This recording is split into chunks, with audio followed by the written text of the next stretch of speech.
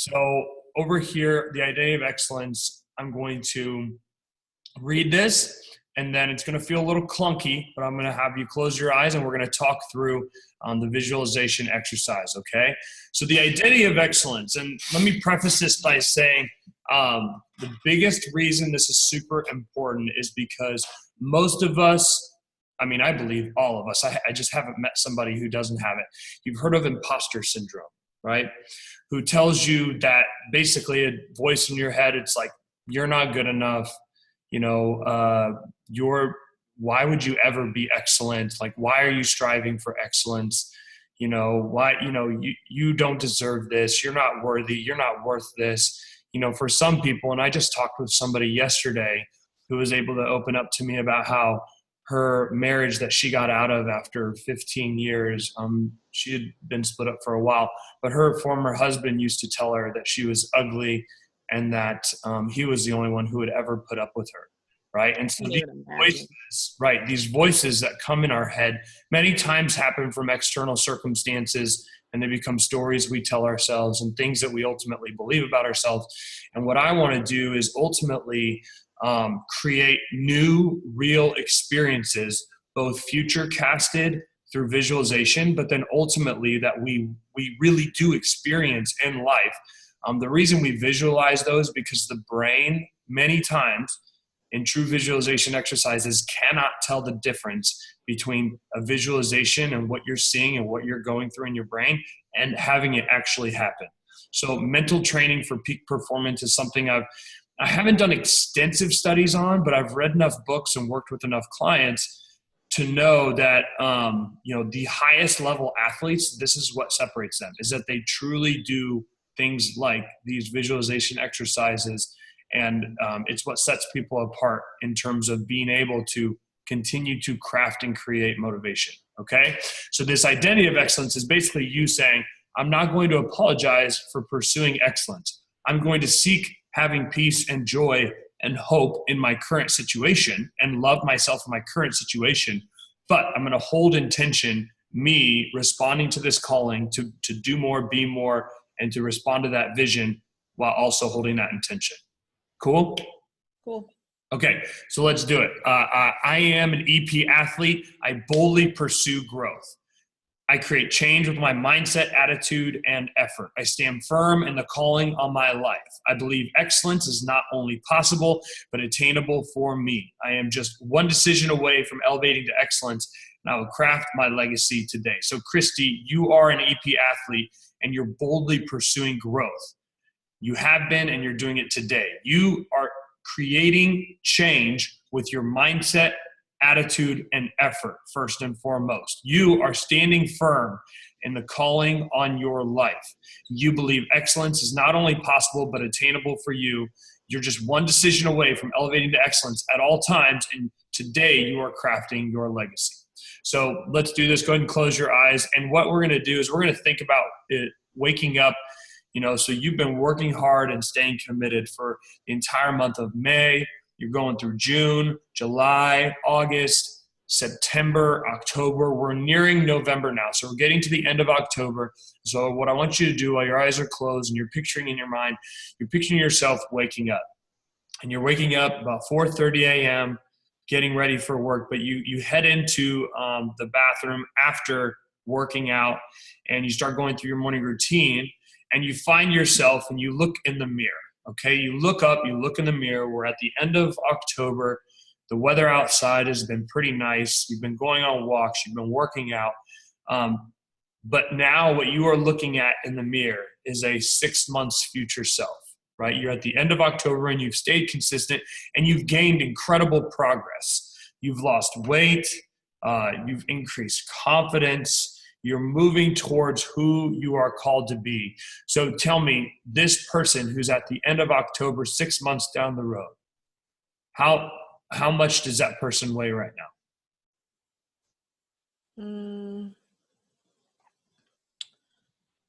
In 6 months, I would like to have lost, including what I've lost now. I mean, I think 30 pounds is probably a realistic goal. Absolutely. Of course, I would want more than that, but I'm just Trying to be realistic. So you're looking at that person in the mirror, and you're extremely excited about being 230, 235. And you're looking at that person though, and what is different about that person? Are they wearing new clothes? Are they, what do you notice about that person? What's the first thing you notice? That person is able to put on an outfit and look in the mirror and feel good about who she is. To say, wow, I look really good today. My hard work has really paid off. Awesome. Awesome. So that person who you're looking at 6 months down the road, how does that person interact with her kids, with her spouse? More confidently, less anger, less frustration, just more happy with the person she is. So since she's happier with the person she is, she's more lighthearted, more fun to be around, doesn't carry around weight on her shoulders and in her heart. Awesome. Awesome. So the confidence, in what specific areas is this person carrying confidence and exuding confidence? Is it professionally? Is it or with your spouse? What areas of your relationship with your spouse are you more confident? That's a tough one. What about parts of your relationship with your kiddos? How do you want to exude more confidence? I think being more confident as a person is going to make me more confident in the decisions I make with them, handling things. Like I'm going to feel better about myself. So I'm going to let things go when I come home from work and see that the things that they were supposed to do for the day or the things that we have going on in the evening, I'm going to handle them a little bit lighter, not be so frustrated. Absolutely. And kids notice confidence. They notice how parents carry themselves. They take note of that. They don't so much see what we say or hear what we say, but they definitely watch what we do. So that's awesome. So when you're looking at basically you in the mirror 6 months down the road, tell me what else. What else are you noticing that's different about this person's life? Maybe professionally, maybe emotionally, maybe mentally. What else? I think that professionally I would not question my abilities. I would feel more confident in myself in the interactions with my coworkers, the leadership that I take on in the office, know that I'm capable and not always question my decisions and the person that I am. Awesome. So this person is feeling really good about how they're handling things at work, their performance, their growth, their impact, and their ability to essentially be effective at what they do. And I think too, in all like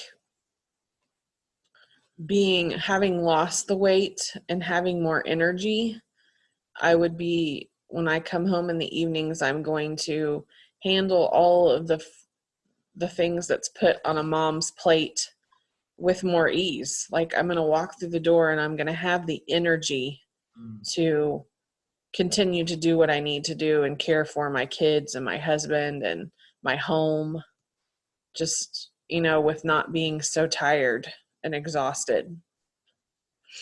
So how does this person that you're looking at in the mirror in your mind's eye, how does this person handle, I just want to play off of what you just said. How does this person now handle and cope with stress from work, stress from kids, stress from, like you said, the different roles that you have, but now it's coming easier to you. So there's not as much resistance, but when there is resistance, how does this person 6 months from now cope and handle these different things, the adversity that comes?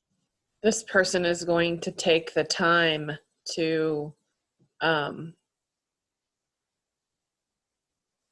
the quiet time in the morning that she needs, the quiet time in the evening that she needs, go take a walk handle stress more in a more healthy way, rather than feeding my feelings on the days that I'm stressed. Rather than eating my feelings, I'm going to find healthier ways to cope with that stress, knowing that what you said and what you've said about monetary, those, how I'm trying to make my, I've spent the money, I've worked really hard, I've had the mindset, rather than throwing all of that down the drain, be more constructive. Hmm. I love it. I love it. Okay. So lastly, when you're looking at that person in the mirror, how is that person feeling about fitness, nutrition? How has her relationship 6 months down the road changed with food, with fitness versus today? That person's going to enjoy working out more because she sees that how much that workout helps her body and helps her mind. And she is going to automatically make those healthier choices. It's going to become a lifestyle and not a, you have to do this if you need to lose this much weight. It's going to become just more of a lifestyle and a part of everyday living. Hmm. Love it. Love it. Okay, Christy, you can go ahead and open your eyes. Thank you so much. That was awesome. That was really great. So with regards to the visualization and that type of thing, I just want this to be one tool in your tool belt to be able to do. And simply, it's, like I said, it's a 5 to 10 minute exercise that you can pull this up, save it to your phone and pull it up on your phone and read through it a couple times. And then simply think about, like, okay, how would this evolved self behave in these different situations? How would they be thinking about certain things? How would they be responding to certain things? Like today, you are going to get your workout in, you're going to kick some butt, and you're going to, continue to pursue excellence. Okay. And as we keep going, other ways you can do this is you can simply journal, right? So you can write this down. That's mostly what I do is I'll write it down. You retain things that you write down really well. And so I'll write down experiences that I want to have in my life and experiences I want to have in the next year and skill sets that I'm going to need in order to have those experiences to make sure I'm working on those skill sets. Right. So there's a couple different ways to do it, but this is one of the ways. So thank you for walking through that. You feeling good? Yes. Okay, awesome.